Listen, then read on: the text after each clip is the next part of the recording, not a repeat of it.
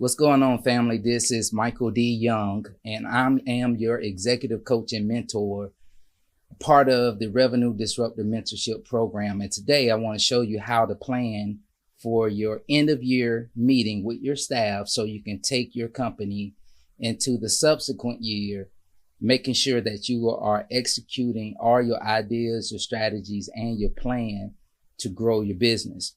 And so I want to make sure that you're following me on all platforms, social media, YouTube. You can find me at Michael D. Young, Y-O-U-N-G, Facebook, the same, Michael D. Young, and also on IG and other platforms as M. Douglas Young, M. Douglas Young.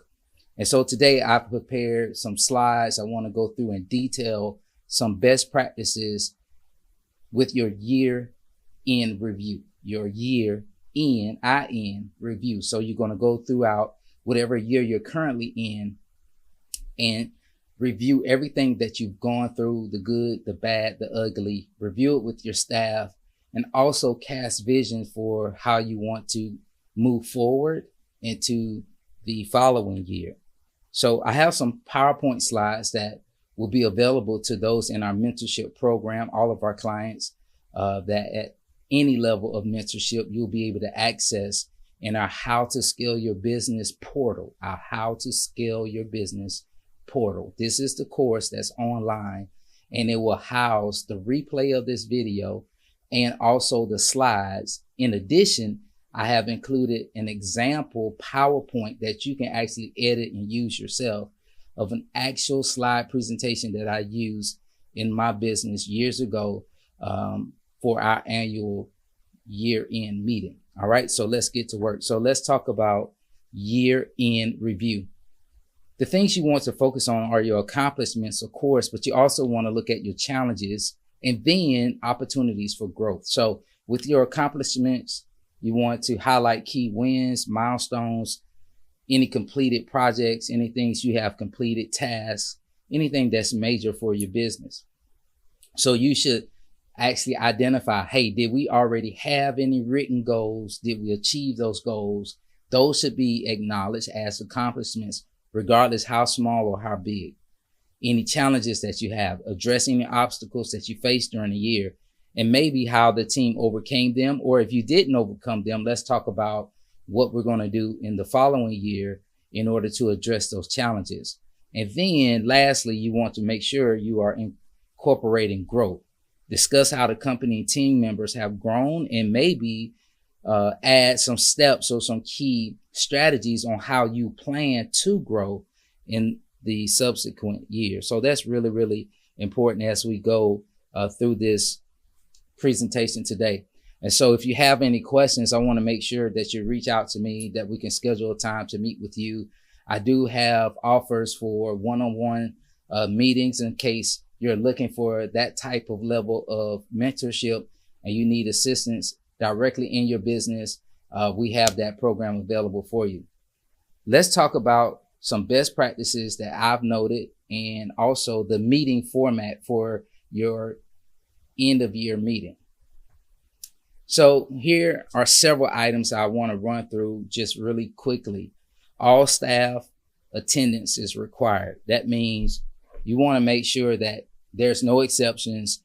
Everyone that's employed in the company, in the organization, even part-time, maybe you want to consider some of your 1099 employees. If you have them, they are also required to attend. Now, they should be paid and compensated just like any other day. It's not a day off. It's not PTO. This is also part of training and how you're going to cast the vision for moving forward, but all are required to attend. The best meeting date that we have noticed over years of doing this are usually Fridays. Mondays are normally busy. The middle of the week, people are still following up on tasks. Fridays are usually best. If you can have like the 9 o'clock, you don't want it very first thing early morning, but 9 o'clock, 12 o'clock lunch, and then maybe by 2 p.m. everybody can go home early. So that's some of the best practices we've noticed. So Fridays are always a good date. When you start thinking about end of year meeting, you also want to make sure you're doing this in December. If you do decide to have a Christmas party, you should have this meeting prior to your Christmas party. Okay. I want you to think about that as well. You want to meet off-site if at all possible. Now, if you have a confined budget and you have budget restrictions, absolutely meet in your own office, meet wherever you can, but make sure that it's in a place where you have the least disruptions. I know oftentimes in our own offices, you have phone calls, you have people coming up, walking in, you have all these different interruptions. And this meeting is so important. You want to avoid all disruptions. Matter of fact, you should notify your clients and your staff. Tell everyone the office is actually closed this day. The office is actually closed. We're actually closed. We're not doing any business. This is a strategy time, a time of discussion, time of building into our team, pouring into our team. And so, matter of fact, make sure you notify everyone because you want to remove all interruptions. Again, notify clients and staff in advance of the office closure. So don't wait till the day of to say, hey, we closed. Even a week out, I would say no less than a week out, notify any of your clients that, the office will be closed that day. Make sure to include elements or time for fun. Example, any icebreakers, team building exercises. This is really important because you don't want the presentation to just be boring, just be a bunch of information. You want to keep the energy high. So if you're not a good presenter, you may have to practice it, or you may need to bring someone else in to interject some energy, some fun things. So the meeting goes well, and it's just not your staff sitting there being bored and their arms are folded. And sometimes you can read the room and tell if they're being bored, if they're not getting much out of the meeting, because especially when you do your first meeting, you want them to look forward to the end of year meeting in the future. So that's really, really important. You want to make sure you're providing lunch. Snacks and drinks should be available during the meeting. So if you're starting, let's say 9 a.m., you should have, maybe some fruit out. You don't have to get chopped up fruit. You can actually have bananas, apples, oranges, some type of granola bar, something light. It doesn't have to be a breakfast unless you want to do like a continental breakfast for them. But definitely water, drinks, Powerade, energy drinks, anything, coffee. You want to have that available because that will keep them stimulated, keep their energy and their mind alert during the meeting. And then you want to do lunch around 12 o'clock, which is the normal time, 11:30, 12 o'clock. You want to go ahead and prepare a nice lunch. Now, normally I would tell people to budget, especially nowadays, this is 2024. I would say budget anywhere from $15 to $20 per person for lunch. And there's plenty of places that you can go that may even cater if you use their facility. So many options there. I want you to make sure that you start thinking about what type of keepsake or freebie we can offer for all staff. It could be a promotional item. It could be something that reminds them of the significance of the company. It could be part of your core values. It could be something that maybe they just really need. It could be anything, but I just want you to start thinking about that ahead of time, especially as you plan future ones. Hey, what can we just give to our staff as something that we just want to say thank you, we appreciate you, that type of thing. It's always a good best practice to have a keepsake and a freebie for them. I will also recommend a raffle, and think about needed items. So I have a construction company, and if you have a construction company and you have staff that actually are in the field, maybe they need tools, maybe they need tape measures, what are the things they run through a lot? A drill set.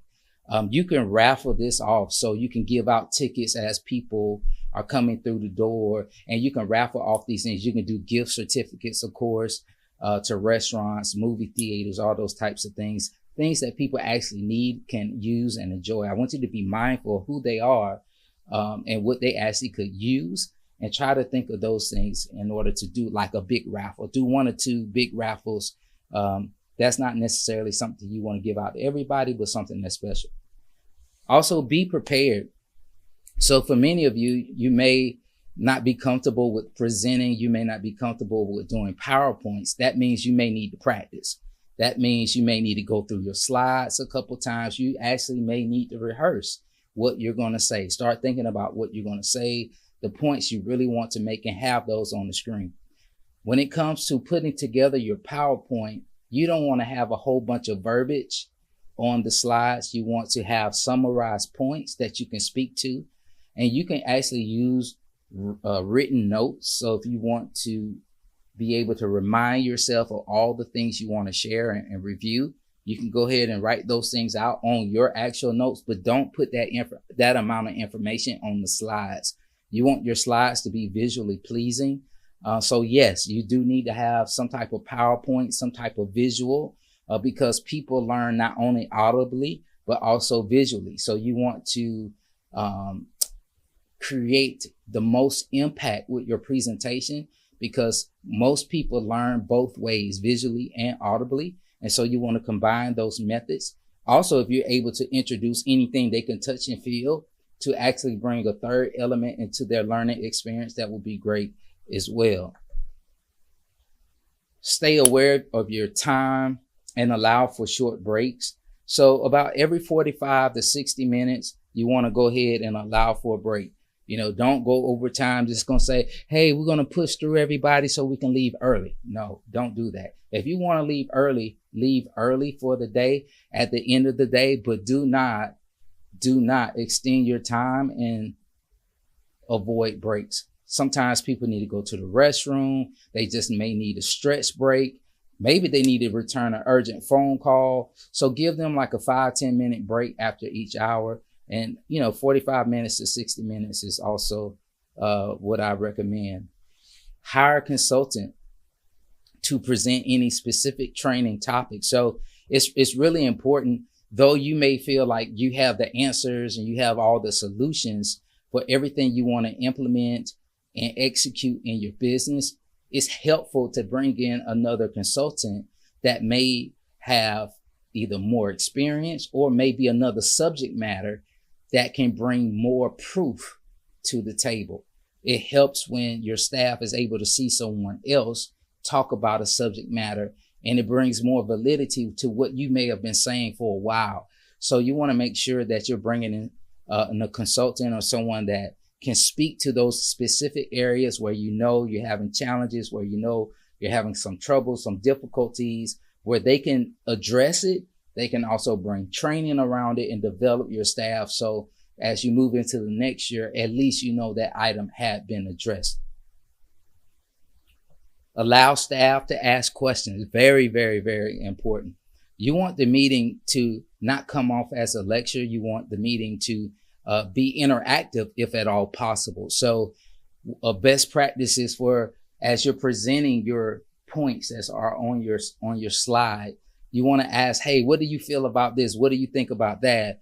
And try to get feedback as much as possible. I'm sure, as most people do, you'll have at least one person that wants to contribute all the time. And so what you can do to avoid that one person just taking over the entire day, you can actually call someone to answer your question. So instead of leaving it open for anyone to answer, you can say, hey, Jimmy, what do you think about what I just shared? What's your thoughts on it? And literally just wait for an answer.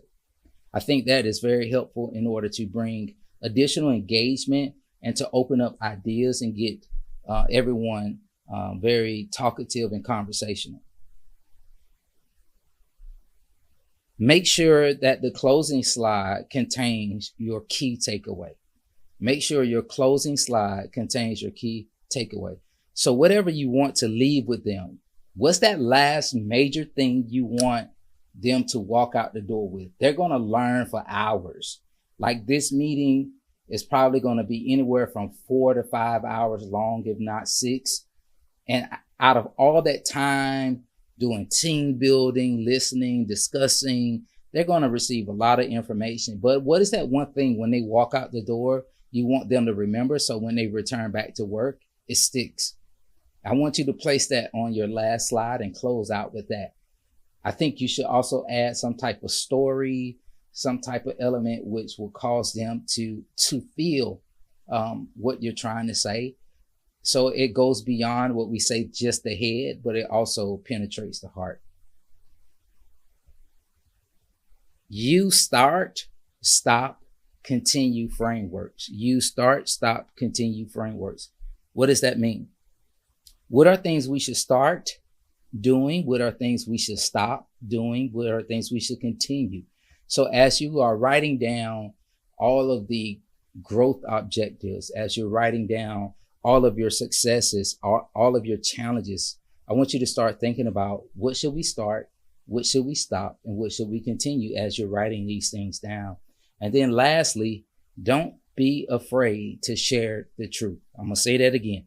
For all of my introverts, don't be afraid to share the truth. Okay. So I did skip one. I want to add this one. Be transparent with all information, including financials. Be transparent with all information, including financials. I know I have clients sometimes say, Michael, I don't want to share my financials. Sometimes they're bad and maybe you're embarrassed, or maybe you just don't want them to know how bad things are because you have some type of fear that maybe they're going to jump ship and go find somewhere else to work. Matter of fact, it's better that you let them know what's going on so they're not surprised. Matter of fact, you'll find out those that are truly loyal to your business. If you tell them what's happening, you'll be surprised. Those that are loyal will actually try to help you save the business. And so it's just really important that you actually be honest, integral about that. Realize that if you're afraid to share, that may be an area of personal development that you need to focus on. Maybe that fear that you have is something you need to work on as a leader, as a CEO. You need to work on having that fear of being afraid that people are going to leave. Because if they're going to leave, probably they should leave. And so you want to have a culture and a staff that will be loyal to you, that will look out for you, but you're going to look out for them. It should be mutually beneficial. And when you are transparent with them and you say, hey, things aren't good right now, but I have a plan. We have a way out, and these are the steps, and these are the things that we're going to implement in order to get out of this. Or if things are great and you're like, hey, we're making millions of dollars and we're putting this much away. Some people will say, well, Michael, I don't want them to think, hey, we just have this money just to give them a huge bonus. No, be transparent and let them know, okay, these are the things that we're going to do with this business. And maybe if you're not sharing some of your gains, maybe that is another area you should consider and look at. Maybe this is an area of personal development. Maybe I'm just too greedy and I don't want to award or reward loyal, productive staff for what they're doing for the company. So I want you to think about your own social responsibility to your own team and your own staff that's taking care of you. Are you grateful? Are you appreciative for those that are really helping your company to make money? So I want you to start thinking about those things as you continue forward. So when we start getting into the actual slides that you're going to put together, those that are my clients, they know I push this heavily. Your vision, mission, and core values. Those that work with me on one-on-one, this is where we start with all of our mentorship, making sure that your vision is solid. Hey, where are we going in the next 5 years? What does the business look like 5 years from now? What is our mission? What are we doing? How are we accomplishing the vision through our daily tasks? Core values, very, very important. So I wanted to make sure that you're placing the vision, mission, core values in your document, that you're reviewing it with your team, right? That you're reviewing it with your team. You're going through it. You're reciting it. Maybe you can pass the slides out, print it, or maybe some of the slides, if you don't want to print all of the slides, definitely the vision, mission, core values should be printed. It should be something they can take with them. I've seen some companies, they'll create an actual card they can put in their wallet or their purse, and they can actually have a printed card that they can keep with them that has that information on it. That's really, really important as you're trying to create this culture. And then lastly, you want to make sure your cultural best practices are included in this slide. Your cultural best practices are included. So those that are not familiar with cultural best practices, I want you to go ahead and look into joining our mentorship program, where I have video training specifically on how to create your cultural best practices. These are things that are specific, not just to how you function operationally, but the culture of your company.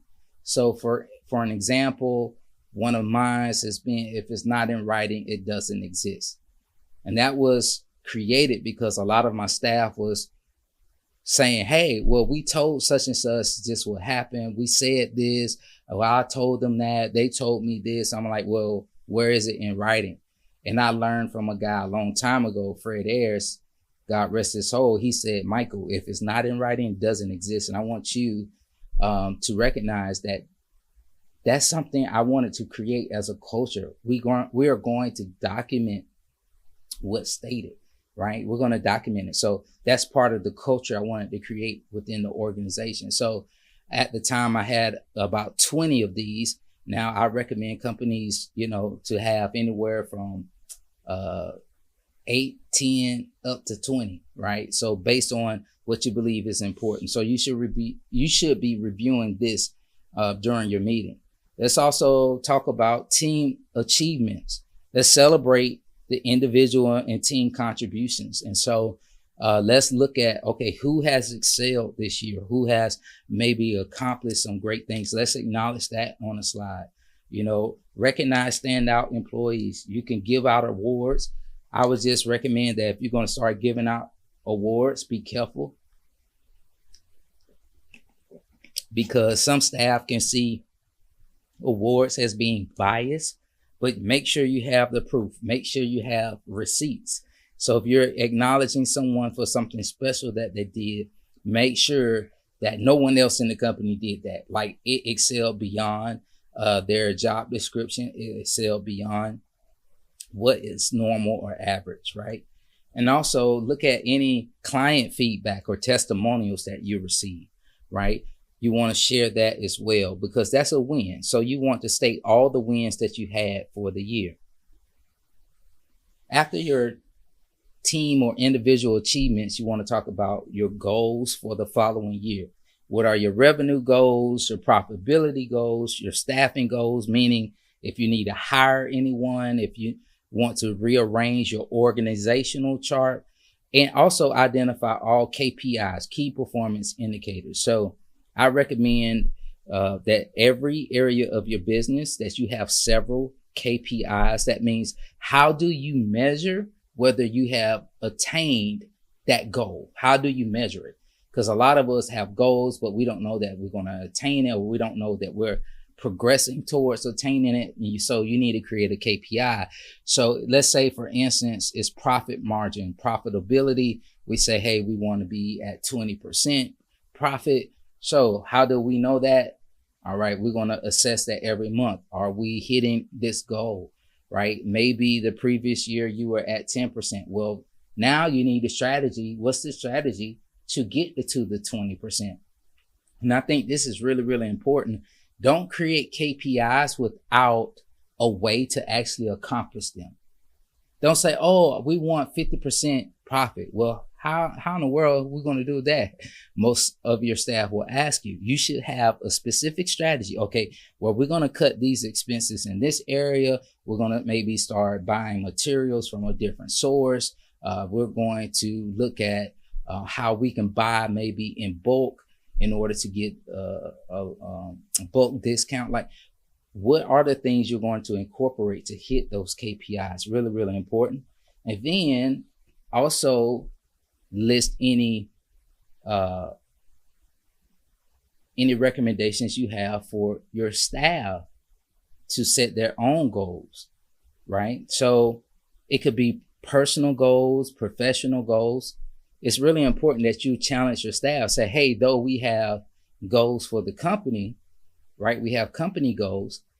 I want you to start thinking about, what's a personal goal that you can set for next year. And that will show that you care about them, not just as an employee, as a staff member, but you care about their life. And I want you to think about, well, how can we help you with you achieving your goal? Okay. So think about encouraging your staff to set personal and professional goals for the next year. We cannot forget financial performance. This is something that, as I mentioned earlier, as a best practice, you should be transparent with this. I actually would show my staff our revenues, our monthly revenues, what we're projecting over a period of time, and all of our goals in regards to our revenues, but I also showed them our expenses. So provide an overview of the company's overall financial health, discuss cost saving measures and how they've benefited the business. And so this is an opportunity where you can ask your team, hey, can you all think of any other ideas that we can implement that will save money? Or you can ask this, have you all identified areas that we may be overspending or areas that we really are not efficient?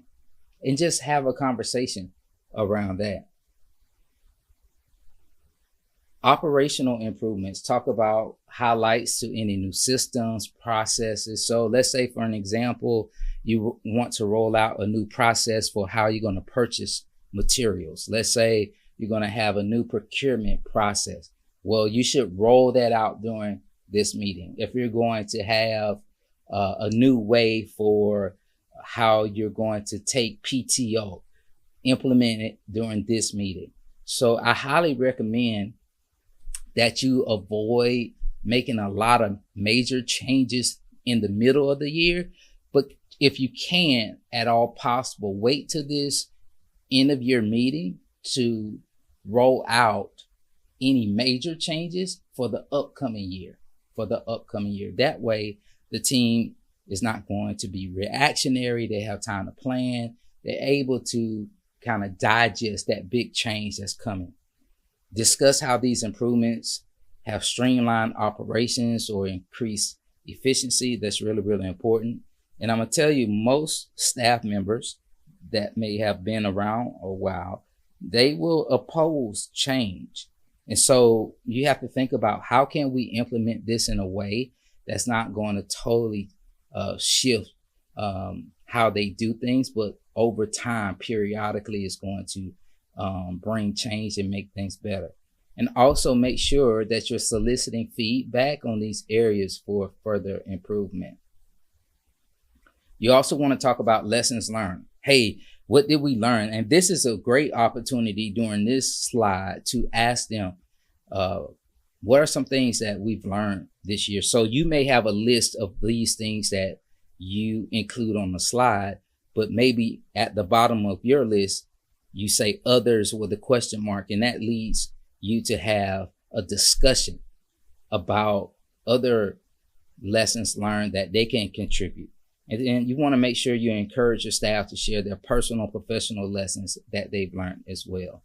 Really, really important. And so this is probably where you will find the most cost savings, the most innovation, and the most creativity as you start to review all of the lessons learned. Hey, what did we learn this year? Like, what are those things that we went through, the hard times, whether it was a bad client, whether it was a bad contract, whatever it was, what did we do? What did we learn? And how can we execute and implement that thing that we learned in the future so it creates more profitability for the company? Okay. So those things you want to document and make sure, hey, maybe we can create a cultural best practice off of the lesson learned. All right. So think about that. Also, you want to talk about client relationships. So reflect on the impact of strong client relationships. You know, what are some of the things you're doing to build those relationships? Review any client feedback. We talked about that earlier. And encourage your staff to prioritize client satisfaction in their role. So regardless, maybe they're answering the phone, maybe they're meeting clients, maybe they're just sending out emails. Maybe there's an opportunity to write emails in a better way that are more satisfying to clients. And then I want you to think about, is there an opportunity to provide a specific training during this meeting? A specific training during this meeting. So you want to discuss the training programs, maybe that you've already completed, but then you want to highlight some new skills that you want your staff to acquire, and then share the plans for any upcoming training in the next year. And so this is somewhat of a three-pronged approach. You're going to talk about, hey, these are the things we've already done. This is what we're going to do today in this session. And maybe you bring in a consultant to assist you with that. There's so many areas that you can train on. I want you to focus on what is that one thing that almost the entire team could benefit from. Is it more personable skills, communication skills? Is it more business development skills? Like, what are the things that we really, really need? What's that big elephant that's in the room that we need to address, and we need someone else to come help us with? I want you to think about that. And then for the future, the next year, you should have identified, okay, these are the things we're going to train on coming up next year to make our entire organization better. Any technology updates, and I know everyone wants to become more efficient, more effective, and so we know there are new trends that are rolled out every day. Technology is advancing, so I want you to start thinking about, hey, are there any new tools, software systems that we're going to implement to make us faster, to make us better, to make us shine bright? Maybe it's on the marketing side, maybe it's on the operational side. How current is our technology? Maybe, it could be more efficient. So ask your team, hey, what are the areas you think are taking too long to complete a task? Think about those things. And then share plans for any technology changes and upgrades. That's really important. So people can see the future by you communicating, hey, these are the things we're going to address. This is how we're going to address them. Also give them a timeline. So don't just say, oh, if it's 2024 year-end meeting, don't say, okay, just in 2025, at some point in time, we're going to have a software update. Don't do that. Say, hey, in June 2025, we're rolling out this program. Or in March, we're going to do training on this program. And by June, we're going to implement it. Like, be more specific so they know what's actually happening. And then I have some other alternatives that you can also include that I want to share as options for you to present,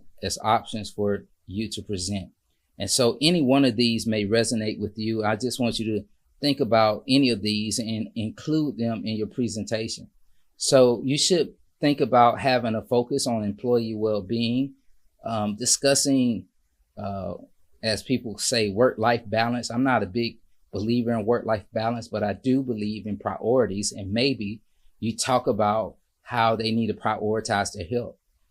Maybe for those that work a lot, maybe you can talk about, hey, you all actually need to take your PTO. Yes, we're busy. Yes, we all have things to do, but we're providing PTO and you're not taking it.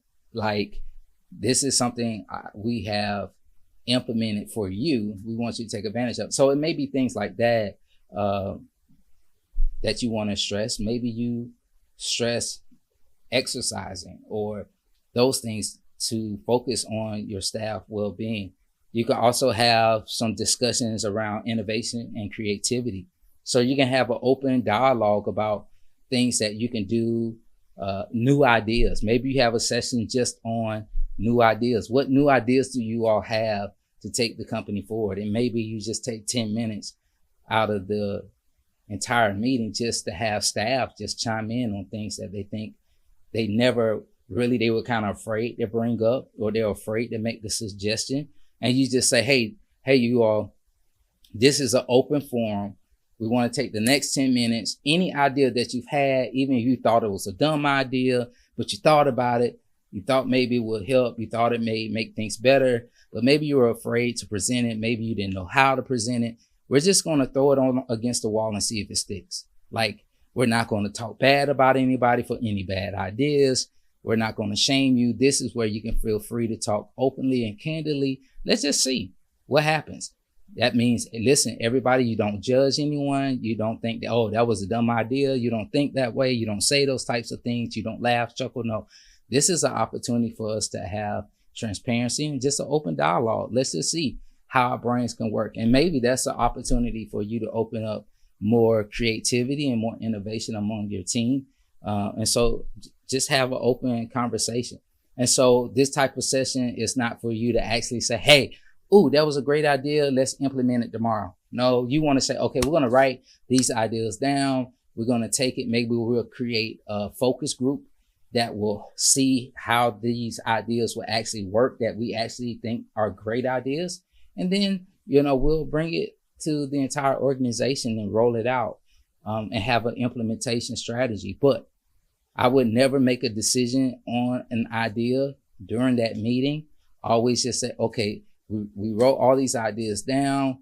We're going to create a focus group on something we really like, and then we'll plan on how to execute it. And maybe you follow up in the state of the company meeting at the top of the year, or if you want to do a mid-year meeting, like I like to recommend, do a mid-year meeting during the summer, June, July, where you can just have a picnic outdoors, kind of family and staff and family kind of event. And then maybe you could talk about it then.